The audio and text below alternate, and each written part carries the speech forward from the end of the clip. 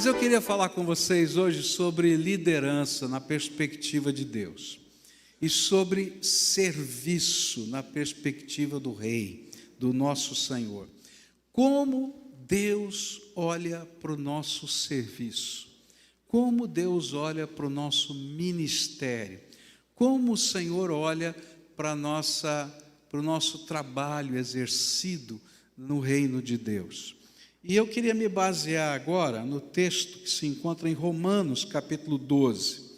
E queria olhar para esse texto e aprender com a palavra de Deus como o Senhor está vendo o que acontece. Hoje a gente teve um banho aqui de lições práticas, né? Eu estava olhando aqui o culto e a gente teve uma diversidade de dons incrível aqui. A gente começou vendo aquele pessoal atuando. Eu não sei se era uma atuação, se era dança, se era o que era aquilo, porque era tudo junto, né? E depois toda aquela parte de comunicação colocada aqui, que estava junto, acontecendo. Não terminou ainda a arte que está sendo feita ali, o louvor. Quanta coisa diferente. Louvado seja Deus, não é? Não é verdade? Louvado seja Deus. Pode aplaudir. O Senhor é bom. Coisa linda, linda, linda. E depois eu fiquei reparando, né? A gente viu uma grande quantidade de jovens aqui ministrando na vida da gente, mas tinha uns velhinhos conosco com a gente também aqui, né? Ministrando. Vocês viram, né? Tinha uma lá com uma bandeirola, né? Não vou falar nada aqui. Bom, deixa para lá, fiquei vermelho agora, vamos lá. Mas eu acho legal demais ver como é que essa graça de Deus se multiplica. E é isso que Deus vai falar para a gente nessa questão de serviços e ministérios, lá no livro de Romanos, capítulo 12. E eu queria ler junto com vocês, vai estar aí na tela, e diz assim: portanto, irmãos, rogo-lhes pelas misericórdias de Deus, que se ofereçam em sacrifício vivo, santo e agradável a Deus. E este é o culto racional de vocês. Não se amoldem ao padrão deste mundo, mas transformem-se pela renovação da mente, para que sejam capazes de experimentar e comprovar a boa, agradável e perfeita vontade de Deus. Por isso, pela graça que me foi dada, digo a todos vocês: ninguém tenha de si mesmo um conceito mais elevado do que deve ter, mas ao contrário, tenha um conceito equilibrado, de acordo com a medida da fé que Deus lhe concedeu. E assim como cada um de nós tem um corpo com muitos membros, e esses membros não exercem todos a mesma função, assim também em Cristo, nós que somos muitos, formamos um corpo.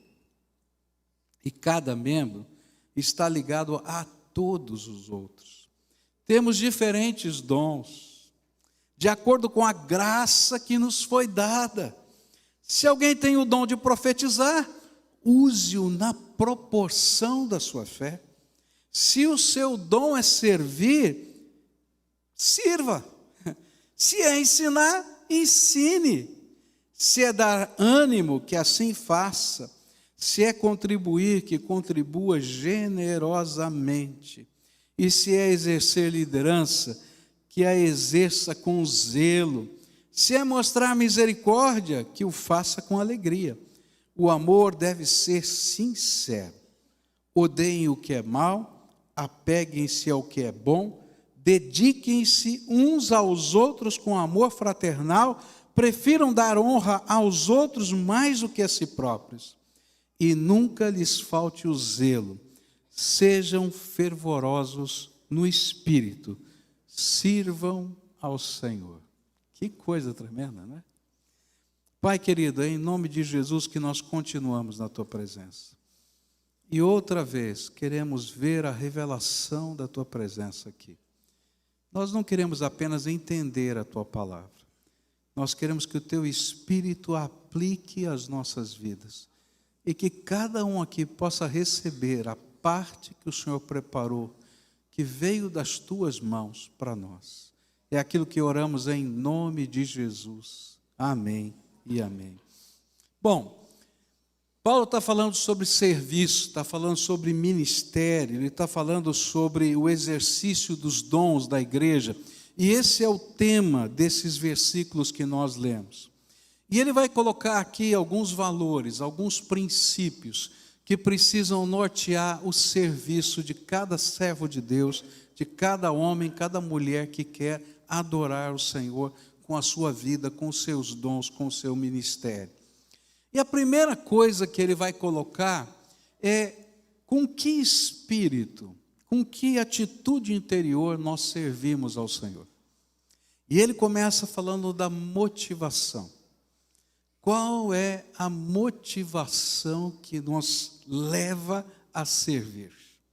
E a palavra que está aqui logo no comecinho desse texto mostra a motivação. Ele diz assim: rogo-vos, pois, irmãos, pela compaixão de Deus. Qual é a nossa motivação para servir? A motivação para todas as ações que fazemos no reino de Deus, deve proceder da grande compaixão de Jesus por nós. Sabe o que nos impulsiona a servir? É aquilo que Jesus já fez na nossa vida. A gente ouviu aqui um testemunho sensacional no começo desse culto. Eu fiquei arrepiado, não é? Dessa irmã que estava fazendo a maquiagem, acho que foi ontem, no culto de ontem, não sei se é isso mesmo, pastor Evaldo, no culto de ontem, fazendo a maquiagem, e de repente ela recebe essa graça extraordinária da cura que aconteceu aqui. Agora eu quero ver quando ela for maquiar alguém a segunda vez. Você entende o que eu estou falando? Como é que vai maquiar? Ah, Senhor, foi aqui, nesse lugar, que o Senhor me visitou. Foi aqui que, de uma maneira que eu não sei explicar, o teu Espírito me envolveu. Eu não entendo o que aconteceu comigo. E nem os médicos entendem. Mas eu sei que foi o Senhor. Então, eis aqui as minhas mãos, Senhor, outra vez. É isso que Paulo está falando, sabe? Quando nós servimos ao Senhor, nós não estamos aqui porque é uma atividade maravilhosa, gostosa, não porque o ambiente é sensacional, não porque nós tenhamos toda a habilidade ou técnica, ou porque tenhamos diplomas para isso, mas um dia o Senhor nos visitou poderosamente, e essa visitação do Espírito na nossa vida é que nos manda servir. Senhor, eu quero te adorar com a minha vida. Eu quero te adorar com a minha vida. Todo ministério, todo serviço que não for uma expressão, uma resposta da visitação de Deus em nós, ele está sendo feito na carne. E sabe, é uma linha muito tênue entre servir no Espírito e servir na carne. Eu acredito que a maioria de nós começamos a servir no Espírito, mas nem todos continuamos a servir no Espírito. A gente começa com a motivação certa, mas o diabo é astuto, e ele começa a colocar em nós aqueles sentimentos que não vêm do trono de Deus. E a gente começa a olhar e dizer assim, está vendo? Estão dando mais oportunidade para essa pessoa do que dão para mim. Só escolhem essa aqui para fazer solo aqui na igreja. Oh, você viu a escala aqui? Agora mudaram tudo, só fica fulano tocando bateria. Isso vem do Espírito? Vem de onde? Da carne. Sabe, quando a gente está no Espírito, se a gente toca ou não toca, se a gente limpa o chão ou não limpa, se a gente faz alguma coisa, a gente está na presença do Senhor para glorificar o nome do Senhor. E no Espírito, a gente olha para aquilo que o outro está fazendo e celebra. Porque se ele estiver fazendo no Espírito, o meu coração vai testificar junto com o dele. Então, qual é a palavra que a gente vai aprender aqui? Olha para a motivação do seu coração.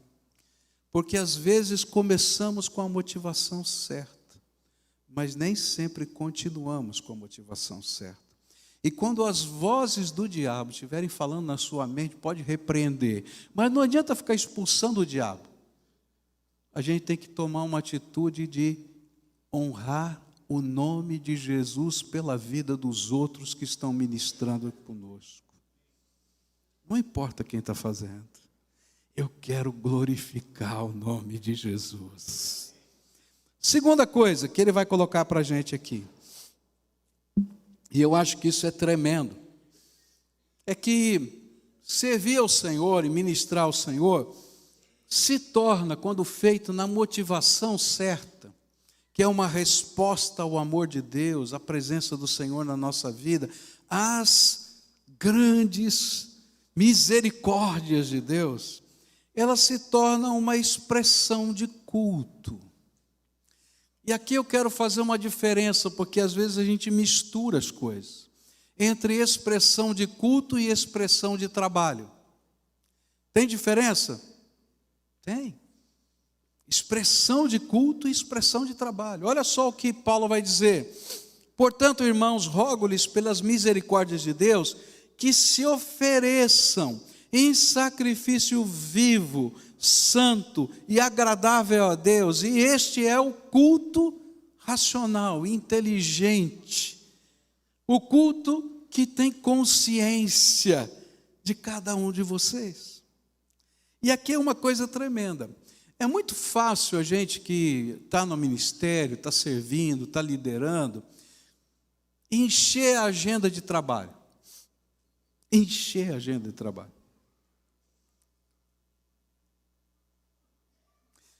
Mas o trabalho no reino não é a mesma coisa de que servir ao Senhor e adorar ao Senhor e cultuar o Senhor, que é o Rei.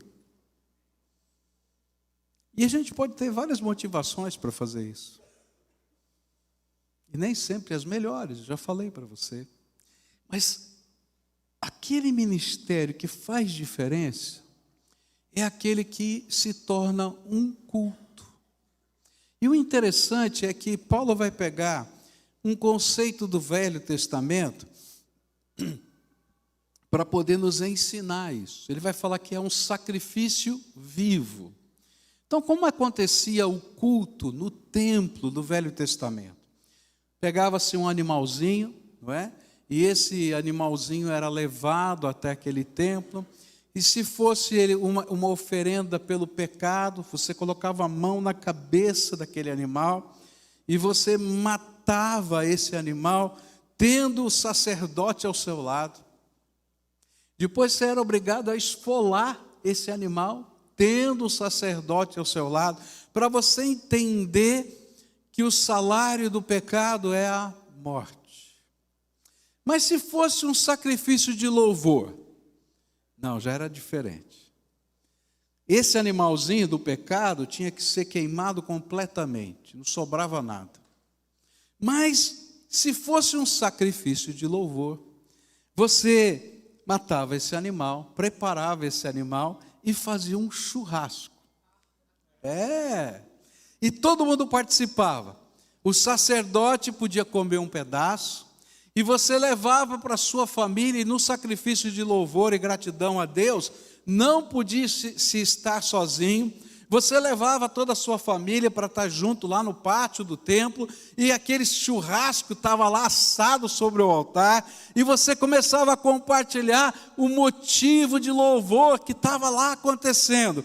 E a Bíblia diz que o perfume do churrasco, já estou com fome, estou sentindo até o perfume do churrasco, não é? O perfume do churrasco chegava ao céu como cheiro suave.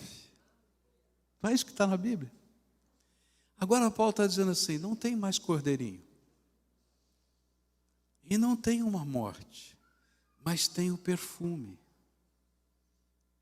E o perfume agora é o sacrifício vivo de pessoas que se colocam no altar e que estão servindo não como um trabalho, mas estão servindo como o perfume suave que chega ao céu de louvor e gratidão ao Deus Todo-Poderoso. Eu estou usando os meus dons, porque os dons vieram dele. Eu estou apaixonado pela obra de Deus, porque eu tenho a motivação certa, e enquanto eu estou servindo, eu posso desfrutar de alguma coisa tremenda, porque esse sacrifício é santo e agradável a Deus, mas envolve a minha vida.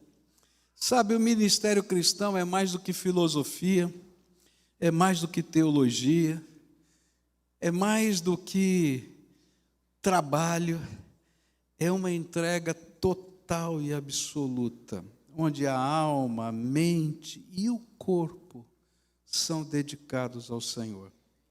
E o ministério, o serviço, passa a ser a expressão prática do nosso culto prestado a Deus.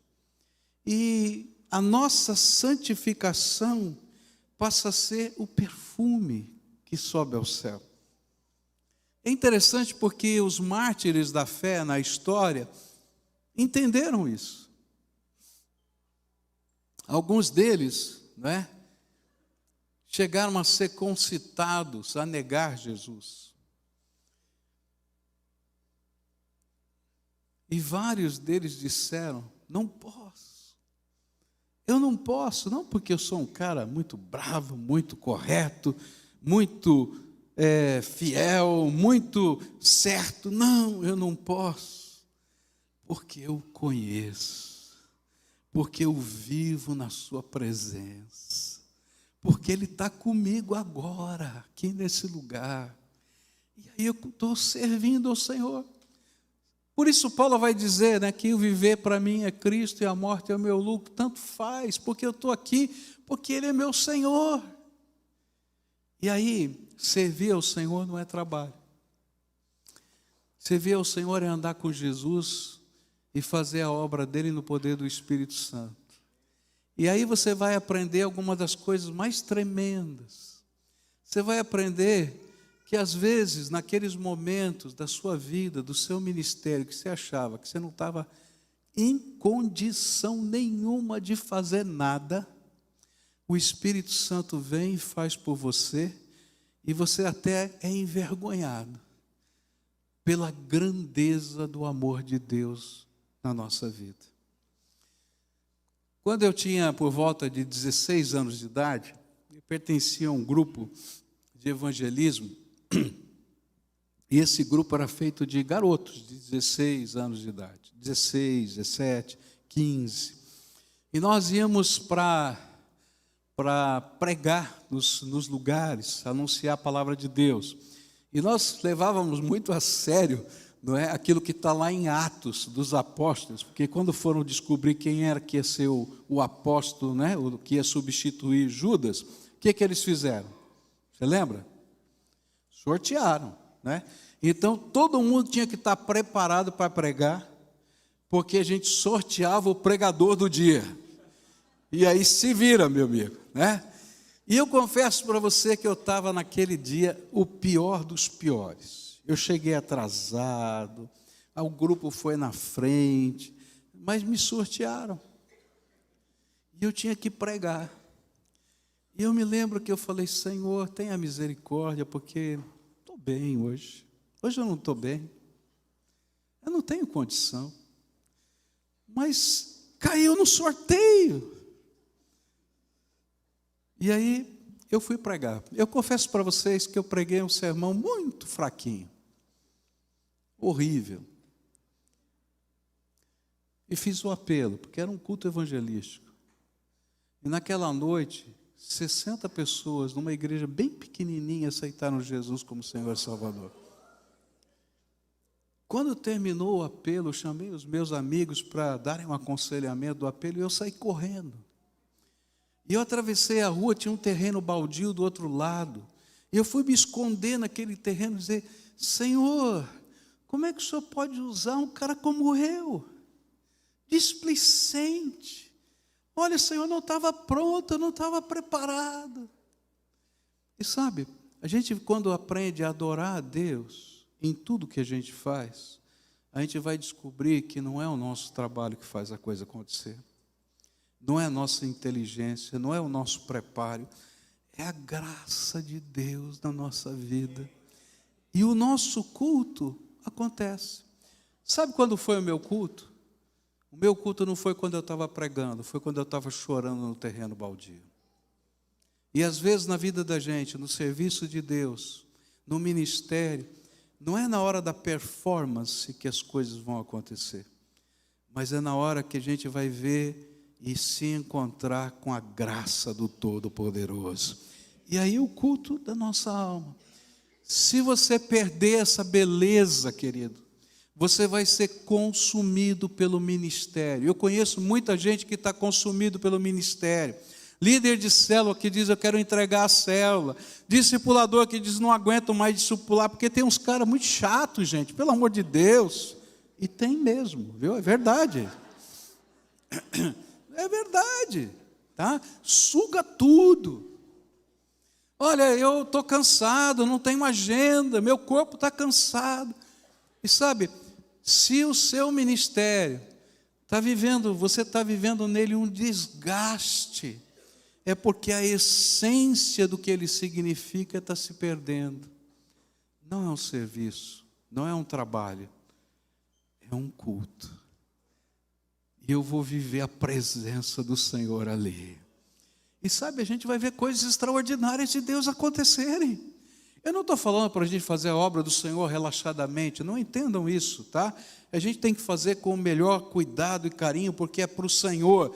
Mas a gente tem que entender que não são estas coisas que fazem o milagre, é o poder do Espírito, a presença dEle, a devoção do nosso coração, é a nossa alma ardendo, gente, é o meu olho brilhando na graça e na glória de Deus que faz a diferença. E aí uma palavra, um gesto, é mais do que suficiente. E aí Paulo vai dizer, olha, constrangidos pelo amor, fazemos o Senhor tudo. E aí os nossos corpos são consagrados ao Senhor. Aqui tem muitos jovens. Queridos, uma das grandes batalhas da juventude é a sexualidade. Eu duvido aqui que muitos de vocês não tenham lutas tenazes na área da sexualidade. E aí no mundo, as pessoas estão dizendo, não tem importância. Faz o que você quiser, dorme com seu namorado, vive junto, acontece desse jeito, acontece daquele jeito. Afinal de contas, o que vale é o coração, é o amor. Mas a Bíblia vai dizer uma coisa para a gente, que o culto a Deus é completo. É aqui na mente, é racional, é o coração, mas os nossos corpos são oferecidos no altar ao Senhor. E eles se tornam templo do Espírito Santo de Deus. E quando Paulo fala sobre prostituição, lá em Coríntios, ele vai usar exatamente esse exemplo, e vai dizer, olha, não ofereçam o templo de Deus à prostituição. Culto é santificação da nossa vida. É dizer, Senhor, Tu és dono de todas as áreas da minha vida. Todas, todas, todas. E aí a gente vai descobrir que as nossas mãos, os nossos pés, a boca, a nossa vida, os nossos desejos são por louvor da glória de Deus. Ministério é uma bênção que se desfruta quando é culto. Porque aí a gente vai poder sentir e ser o perfume suave que enche o templo de Deus, aqui na terra e lá nos céus. Próximo critério aqui de Deus para o nosso culto.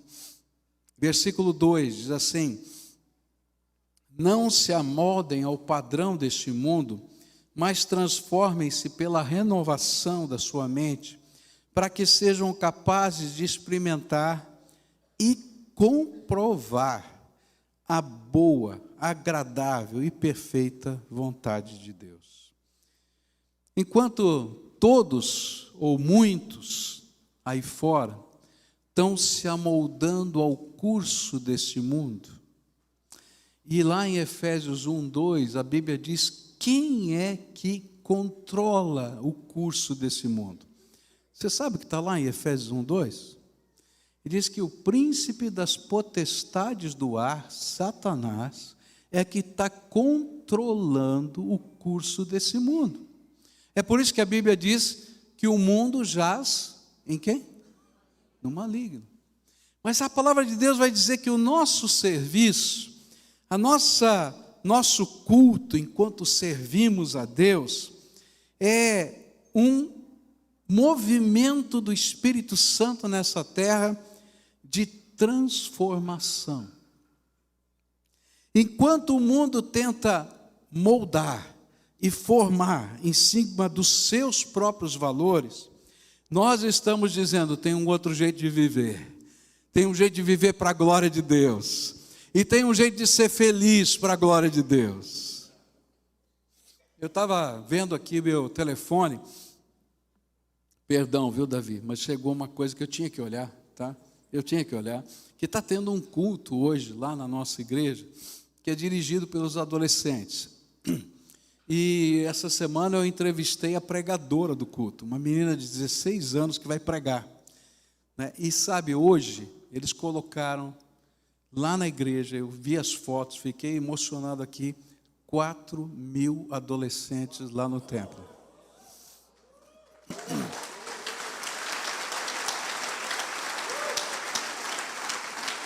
E a menina que vai pregar, é a primeira vez que vai pregar. Nunca pregou. Eles não usam o papel do sorteio, mas eles também fazem isso. Eles chamam lá, essa vez é você. E essa garota, então, lá no meu podcast, eu fiz uma entrevista com ela, e eu falei, e aí, como é que você evangeliza adolescentes? Ela falou assim, olha, tem muita gente que chega para a gente e diz assim, olha, você consegue ser feliz desse jeito? Não fazendo isso, não fazendo aquilo, não fazendo aquilo outro. Ela falou assim, eu sou muito feliz, porque eu amo Jesus. Você não entendeu? É isso que faz diferença. Aí essa mesma pessoa passou alguns dias e disse assim, sabe que eu não sou feliz fazendo com tudo que eu estou fazendo? Ele falou assim, então aprenda a amar Jesus. Sabe, a nossa vida é um contrassenso para muita gente.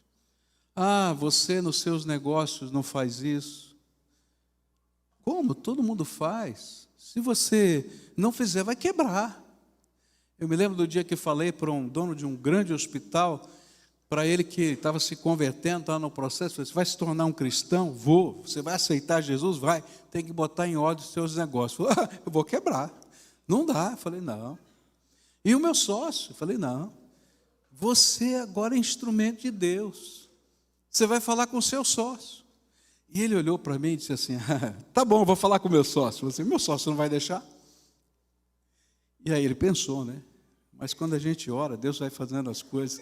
E ele falou, olha, meu sócio, é o seguinte, eu estou lendo a Bíblia, estou vendo que a gente está fazendo coisa errada, a gente está pagando assim, está fazendo assado e tal, e eu estou querendo acertar isso aí. Não vai dar para fazer de uma vez, mas eu vou acertar isso aqui. Mas eu queria a sua permissão. Aí o sócio dele olhou para ele e falou assim, você está sentindo isso no seu coração? Estou sentindo. Então faça. Ele falou, puxa vida, perdi meu trunfo. E eu estava na casa dele, na célula dele, agora, essa semana, ontem, na verdade, e ele estava falando, semana passada, ele estava falando para a gente, olha, que bênção maravilhosa, foi Jesus ter transformado a minha vida, ter transformado o meu negócio. Porque hoje eu posso olhar para todos os meus funcionários, ele tem 3.000 funcionários, e dizer para eles que eu fiz isso porque Jesus mudou a minha vida. E eu estava na casa dele, e na casa dele tem uma célula, com 20 médicos, que nunca pisaram numa igreja, mas estão lá na casa dele, estudando a Bíblia, porque viram a transformação do poder de Deus na vida dele.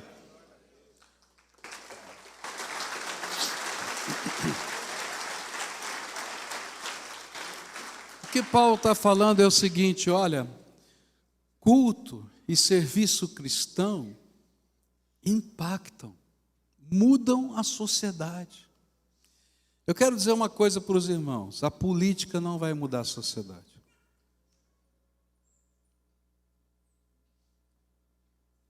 A polícia não vai mudar a sociedade. A repressão não vai acabar com as drogas. Não estou dizendo que a gente não tenha que ter isso. Mas a única coisa que a sociedade consegue fazer com o mundo mau, endemoniado ou endemonizado, é aquilo que a sociedade do Gadareno fez: é limitar o espaço. Colocaram ele lá no cemitério e acorrentaram. E ainda o pior, ele quebrava as correntes. Você vai a São Paulo, vai encontrar um lugar no centro da cidade chamado Cracolândia. E sabe por que existe a Cracolândia? Porque a política diz o seguinte: é melhor que eles fiquem aqui do que espalhados na cidade inteira. Pelo menos aqui a gente pode vigiar de longe. É o cemitério. É só isso que a sociedade pode fazer. Mas quando Jesus começa a entrar nas nossas vidas, nas nossas casas, nas nossas empresas, e nós começamos a ser pessoas de valor, comprometidas com o reino e com o rei, e fazemos isso não porque é um peso, mas fazemos isso porque é culto, fazemos isso porque amamos Jesus, porque isso faz parte da nossa essência, o mundo não consegue segurar essa igreja. O Império Romano tentou segurar a igreja durante 300 anos, praticamente, e não conseguiu, teve que se render. Sabe por quê? Porque esse cristianismo vai minando por baixo subversivamente todas as coisas. E é esse tipo de evangelho que o Senhor está pedindo para nós. O nosso serviço cristão não acontece só aqui na igreja.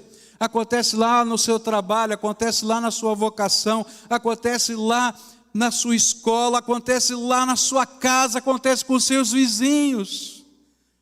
E quem pode segurar isso? Ninguém. É isso que a Bíblia está dizendo. E aí nós nos tornamos nos agentes transformadores pelo poder do Senhor.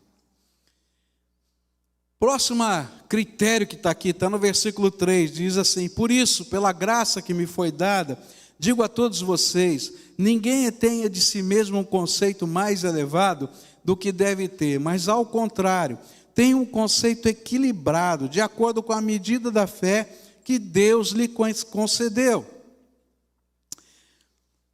Ministério, serviço cristão, é uma manifestação visível da graça de Deus. Graça pura. É graça pura. É por isso que ele diz: olha, não tenha um conceito maior do que você deve, porque é graça. Nem um conceito menor, porque é graça. Então, aprenda que ministério é expressão do poder de Deus agindo na nossa vida. E aí não tem lugar para orgulho, nem lugar para pessimismo, mas tem lugar para um equilíbrio que provém de uma fé viva no poder do nosso Deus. Eu me lembro que nós estávamos construindo o templo, né? E esse tempo de construção é um tempo assim muito desafiador na vida de toda a igreja, porque Deus dá assim visões e sonhos que são muito maiores do que a gente pode fazer humanamente. E a gente estava num desempenho ali, numa tentativa de inaugurar o templo no centenário da nossa igreja, quando o Senhor coloca, não é, pastor Márcio Valadão sentado comigo num ônibus, e a gente indo para um congresso juntos. Eu sentadinho do lado dele, olha que benção, fala a verdade, do ladinho dele ali, tá? E aquele jeitinho do Márcio, né? O pastor Márcio é um doce, né? Quem conhece sabe que ele é um doce.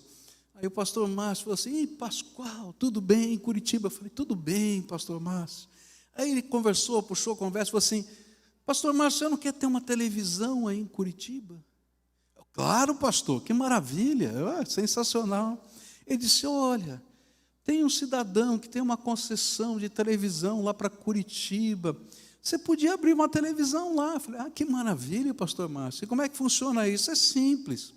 Como lá é uma retransmissora, eu coloco lá para você a cabeça de rede, que é a rede super, não é?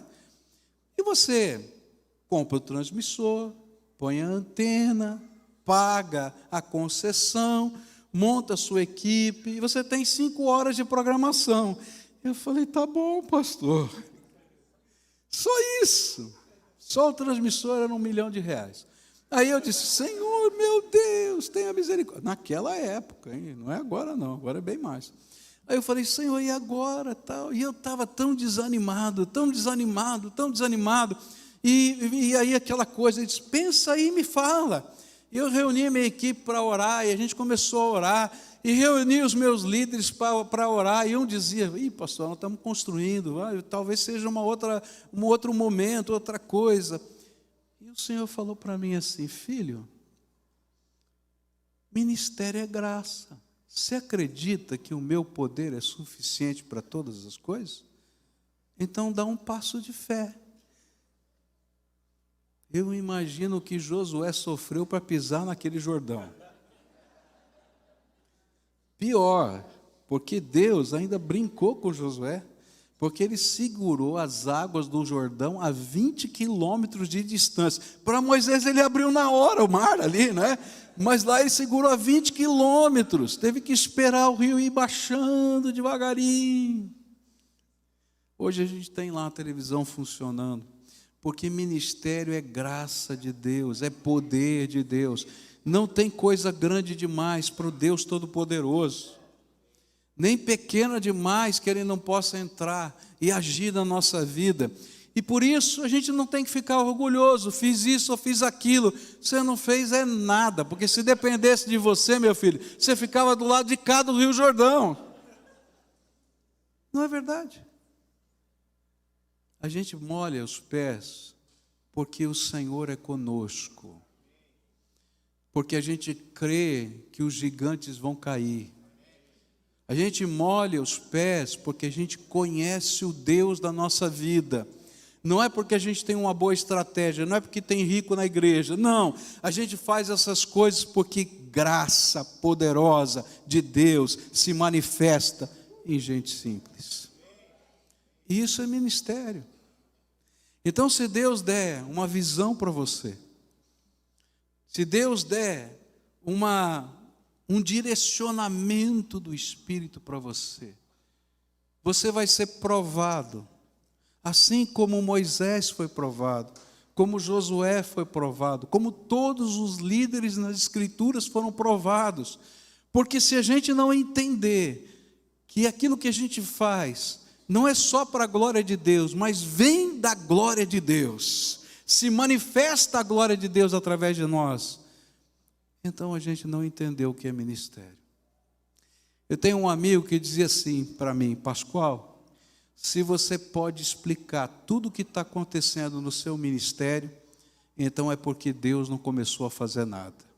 Porque quando Ele começa a fazer alguma coisa na sua liderança, você não consegue explicar mais nada, porque o poder de Deus está se manifestando na sua vida. Está entendendo?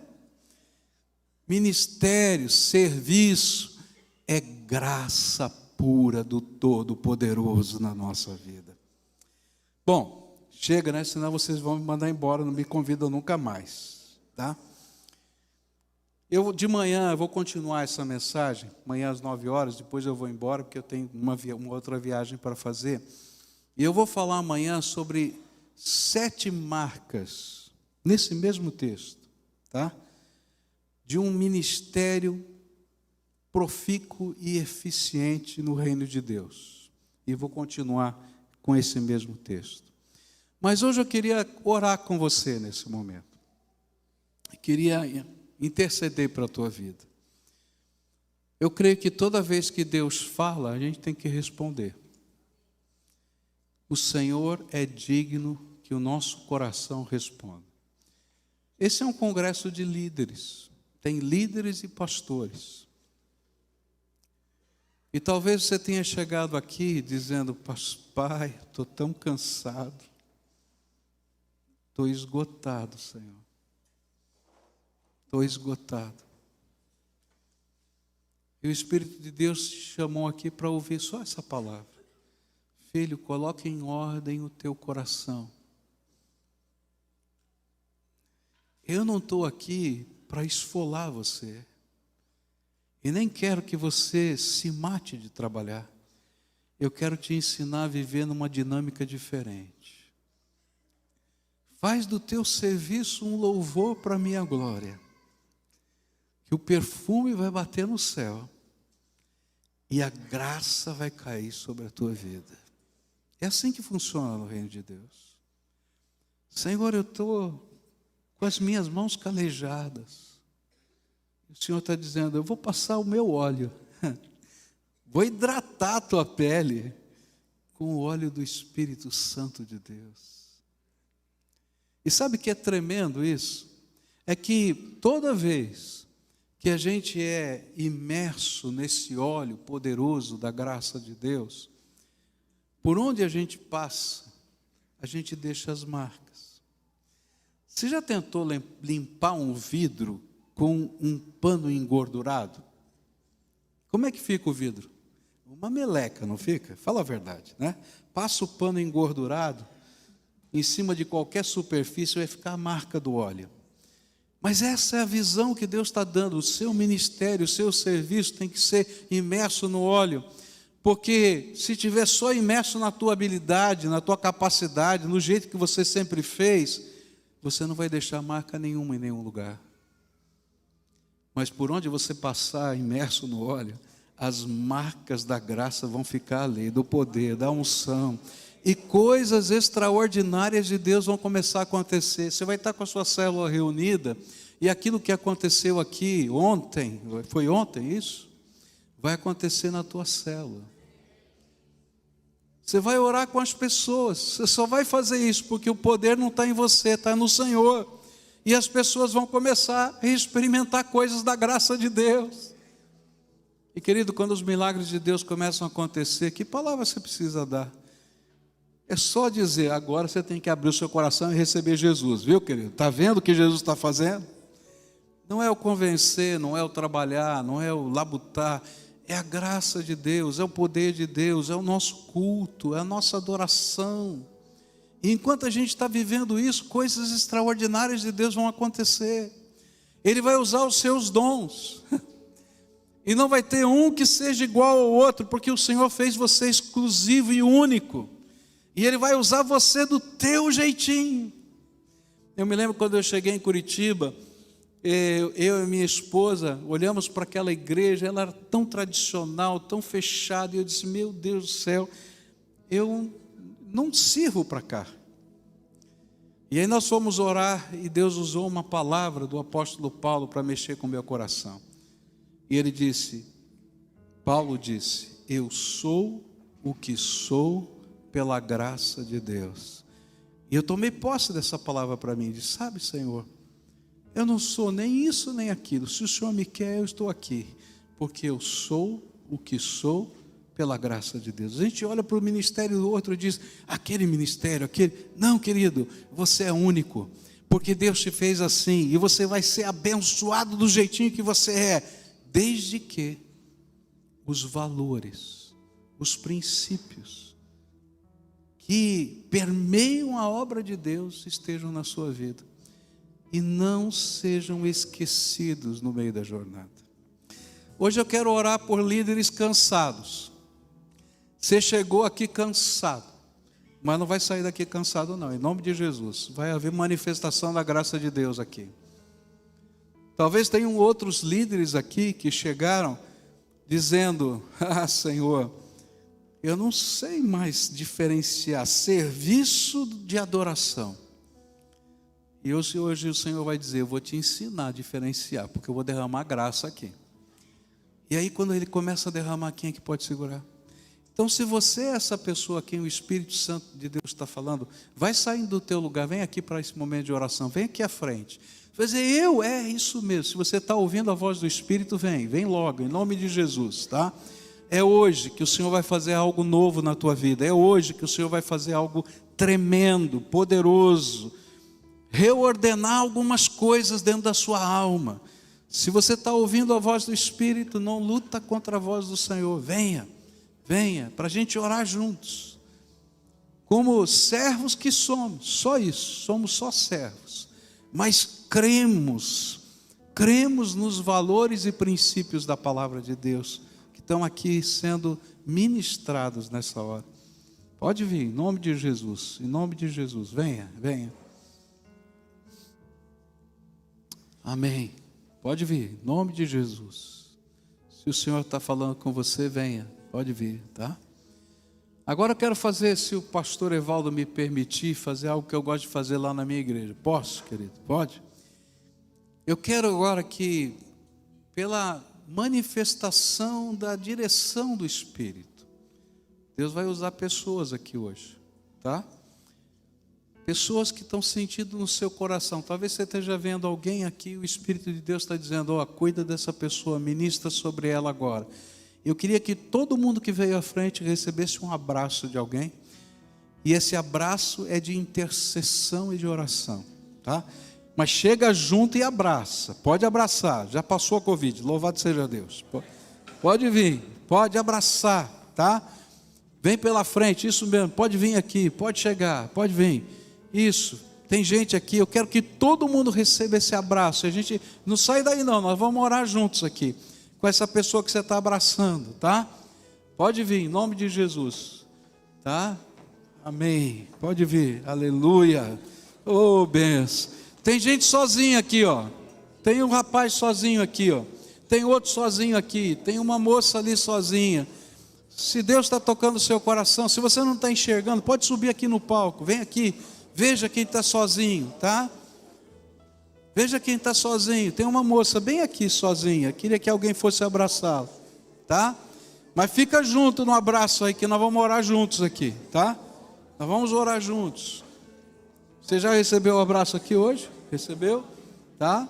Tem mais alguém aqui que ficou sozinho? Dá um aceno quem ficou sozinho aqui, ó. Ninguém foi abraçar você ainda.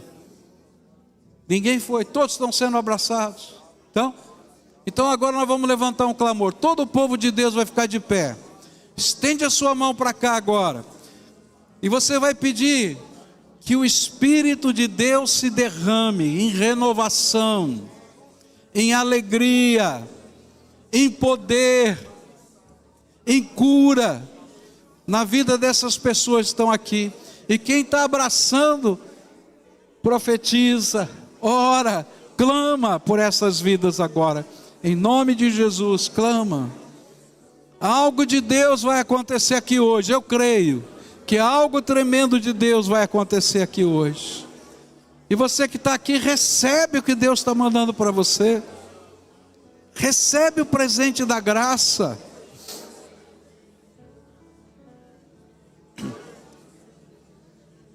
Recebe. Oh Senhor, aleluia. Agora me permitam orar, tá? Por vocês. Agora quero orar por vocês. Pai querido, eu sei que tem algo tremendo acontecendo agora no teu trono. Eu sei que nessa hora janelas e as portas da sala do trono estão abertas. E eu quero te pedir, Pai querido, derrama agora do teu Espírito Santo. E que o teu Espírito Santo seja a consolação, a força, a alegria, a visão, a renovação. Ó Pai, tem gente magoada aqui, tem gente entristecida, que haja cura agora em nome de Jesus. Tem gente, Senhor, se sentindo oprimida, que haja agora uma libertação dessa opressão em nome de Jesus. Tem gente, Senhor, precisando ser revitalizado, Pai. E eu quero te pedir, derrama vida poderosa, vida poderosa, vida poderosa sobre os teus filhos, Senhor. Ó Pai, Tu és o nosso Senhor amado. Tu és, Senhor. Alguns, Senhor, estão preocupados com questões vieram para esse culto, mas deixaram situações muito difíceis, Senhor. Eu quero te pedir uma coisa, Senhor, que nessa hora o Senhor dê ordem aos teus anjos, e que os teus anjos estejam indo até esses lugares que são alvo das preocupações, e que nesta hora haja uma batalha de vitória, Senhor, a favor das lutas desses teus servos. Revela, Senhor, o poder dos teus exércitos celestiais, e que eles sejam agora abençoados. Abençoa, Senhor, abençoa, abençoa, abençoa. Ó Pai, alguns estão dizendo dentro da alma: que saudade, Senhor, eu tinha da simplicidade da minha adoração para o Senhor, e parece que ela ficou tão longe da minha vida. E eu quero te pedir em nome de Jesus, ó Pai, agora que o teu Espírito esteja trabalhando agora o verdadeiro louvor nesses lábios, nesse coração e nessa mente, e que tudo que impede que isso aconteça possa ser retirado pela tua gloriosa graça. Abençoa, Jesus, abençoa, abençoa a casa deles, os seus queridos, abençoa, Pai, abençoa em nome de Jesus, e que a alegria do Senhor seja a força no coração e na vida desse teu povo. Amém e amém. Louvado seja o Senhor pela sua vida. Dá uma salva de palmas para Jesus aí, tá? Ele é digno, é culto, nós estamos adorando a Jesus juntos aqui.